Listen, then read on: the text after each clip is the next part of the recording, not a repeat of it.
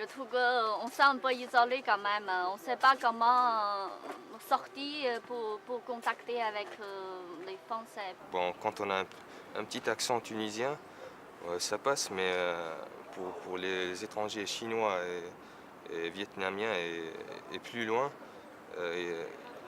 on sent un petit problème d'acceptation par les Français. Dans l'enceinte de l'université Sud Toulon-Var, le nombre d'étudiants étrangers ne cesse d'augmenter chaque année. Alors, quels sont les obstacles, les freins, mais aussi les solutions proposées à ces étudiants dans le processus d'intégration ?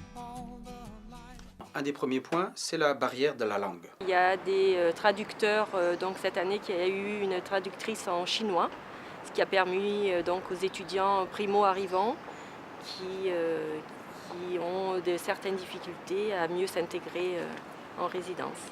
C'est le service des relations internationales qui aborde ce premier accueil. C'est rare qu'on ait des plaintes, souvent ils sont contents, on a un bon sourire.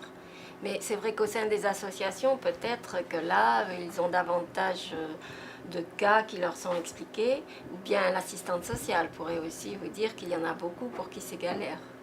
J'ai été aidé par Passerelle Méditerranée qui s'occupe de loger les étudiants étrangers. L'association Passerelle Méditerranée, elle était la première association qui a signé une convention avec le Crous pour supporter caution pour les étudiants étrangers. On peut dire que les étudiants étrangers ils ont du mal à s'intégrer. Moi je pense plutôt que c'est aux étudiants intégrés à faire le pas vers eux.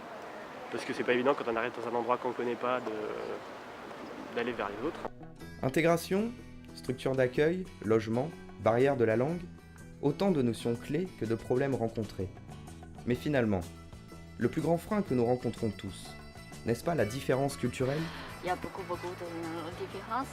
Mais juste un petit détail, c'est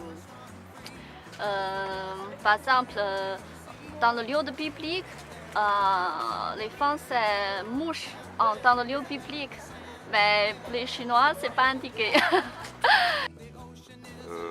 Oui, je connais mon groupe de réaco, je connais les caissières à Carrefour, je connais beaucoup de monde ici. Il y a 4 ans en Chine, le groupe comme ça, c'est pas comme ici, c'est longtemps. Dernière année, je stage dans le China Unicom.